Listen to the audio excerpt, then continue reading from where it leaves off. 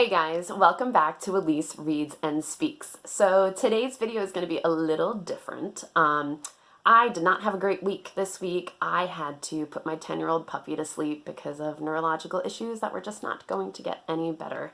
His name is Liam, and I miss him very much, and I'm not coping so well.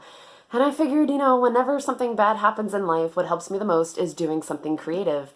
And I think BookTube is a really good creative outlet because you film yourself, you put these videos on the computer, you edit them, you maybe add pictures like here or here, and it's a lot of fun. So I just figured that this would just be a positive thing all around if I did a little tribute video to my dog. The reason I decided to do one is because he was kind of my bookish dog. I have 3 dogs, well, had 3 dogs, but he was the one that I would cuddle up with when I was about to read a book. And a lot of these books that I'm going to feature in this video kind of reminds me of the time that we spent together when we started forming that bond, when we lived together in this tiny little apartment in New York City on the Upper East Side. That sounds kind of ritzy, but it's really not. I'm talking like the Upper East Side that's right below Spanish Harlem, so it's not as nice as it sounds. But hey, that's where we started forming our bond. And also, some of these books, well, all of these books are actually pretty old. They're like maybe 9 to 10 years old. So maybe you'll see 1 or 2 of them and be like, hey, I've never heard of that series before, and that sounds pretty cool, so let me give it a try. So the first one that I'm going to start off with is Luxe by Godberson, which I have to say is kind of weird because I'm in the middle of her other series right now. Woo! All right, so this book strongly reminds me of my dog above all others because I can vividly remember the day that I got home and my dog had eaten it and this pretty gorgeous cover was in pieces all over the room. So, maybe not a great memory, but I will always think of him when I see this gorgeous cover.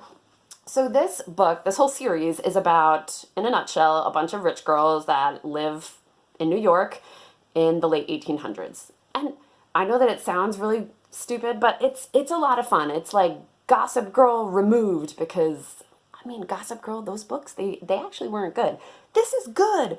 It had, the love affairs, it had some murder in it, and the girls had interesting backstories. Like, it was a fun read. It was a very fun read. So I think if this is kind of up your alley, give it a shot. I thoroughly enjoyed this series. All 4 of them are still on my shelf. Next on my list, I'm going with The Sweet Far Thing. So this is the 3rd book in the Gemma Doyle trilogy by Libba Bray.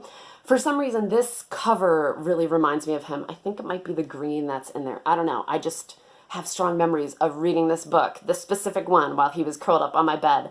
This series I love. It involves some witchcraft, all right, but not your stereotypical witchcraft. This girl, Gemma, kind of starts discovering who she is after her mom passes away. That's not a spoiler. That is in the 1st chapter, all right? She discovers this, like, sorcery that's within her, and she's trying to share it with the other girls that are at her boarding school, and a lot of dark and twisty things happen. Like, I would say that, as a whole, this series is kind of dark. So if that's not your thing, maybe stay away from it. But I would say if this is your thing, that you want to see girls going to boarding school and getting into sorcery with some betrayals in there, give this one a shot. Thoroughly enjoyed it, recommend it all the time. Next on my list is the 3rd book in a different series. So this particular cover, I just remember curling up with Liam on my bed again. This is the 3rd book in the Wicked Lovely series by Marr. I really enjoy this series. It's all about fairies, okay? The different fairy courts, summer, winter, that stuff. Okay, I like fairies, so I like this series. If you're not into fairies, I'm going to be honest. This is not the series that is going to get you into them. You should try Cruel Prince with the Wicked King. Okay, try that one first. If you already know that you really do like fairies, go ahead and read this series because I felt like she did some really interesting things with the different courts. I will say the 2nd book was not my favorite. That was a little darker than what I usually like. But this is my favorite book of the entire series. And it's creative, it's interesting, and it's different. So give it a shot. And then we move on to Fallen by Lauren Kate. I know a lot of people hate this series, and I understand it. It's not the best writing. It's not. But I still enjoy it. This one is about a fallen angel, well, a group of fallen angels, and this one girl named Luxe.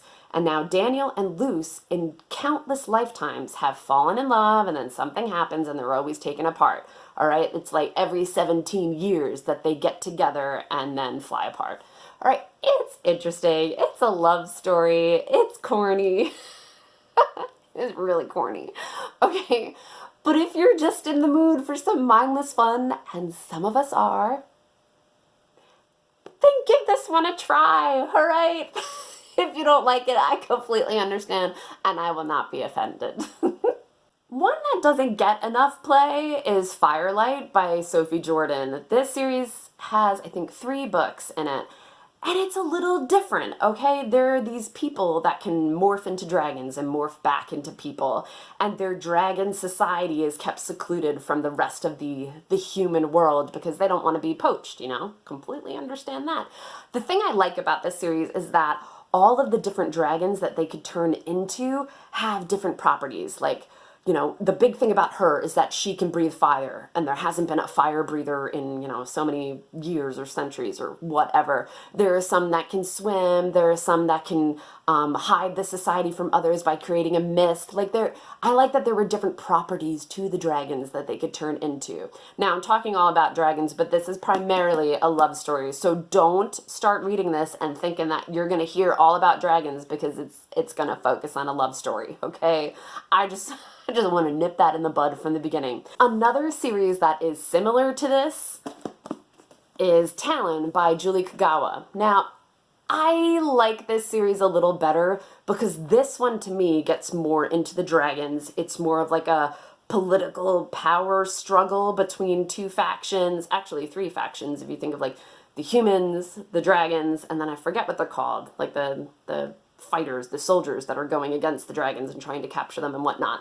This is more politics. I felt like the world building was a bit better in this one. But hey, man, don't knock this one down, because there were still some really fun, interesting things in here too. And again, both series are a little older, so if you're into people morphing into dragons, then I think you should try both and let me know in the comments which one you like better. Okay, so while I was with my pupper, I got into a big Anne Boleyn phase, right? Like, this doesn't even cover the amount of Anne Boleyn books I have. And like, who am I trying to kid? Okay, I'm always in an Anne Boleyn phase. I love Anne Boleyn. I'm a little obsessed. All right, I read a bunch of different ones. So this one, The Queen of Subtleties, I can't remember much about it, but I know that I liked it enough to keep it. This one, Mademoiselle Boleyn, I will tell you, do not let your children read this book, because there are some pretty sexy things in here. And like, sexy, you know, not so great way, okay? So I'm just giving you a heads up, like, if you read this one, you will be reading some sex scenes, okay? I warned you, but it's still really good, so it's on my shelf. All right, this other one that I have, let me turn that around. This other one that I have is letters from Anne Boleyn and Queen Elizabeth, because as you know, Anne Boleyn is Elizabeth's mom, and Elizabeth reads these letters after her mom has passed and been beheaded and whatnot. And this one was really good, all right? From my Anne Boleyn phase, I also started reading The Lady Elizabeth by Alison Weir. Alison Weir is fantastic, guys. Like, this one is fiction, but I also have some nonfiction by her.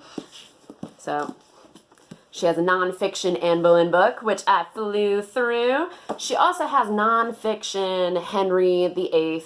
She has a lot of nonfiction books that are really good. But let me go back to Lady Elizabeth.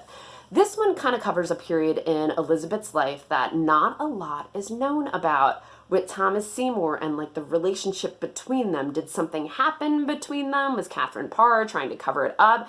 Very interesting stuff. So she kind of like took that period of time and just created her own story of what may have happened. She's really good with historical facts, because again, she knows everything about the Tudors. All right, so her historical fiction, it's really believable. So if you're into that kind of thing, definitely give her books a shot, because they're so good.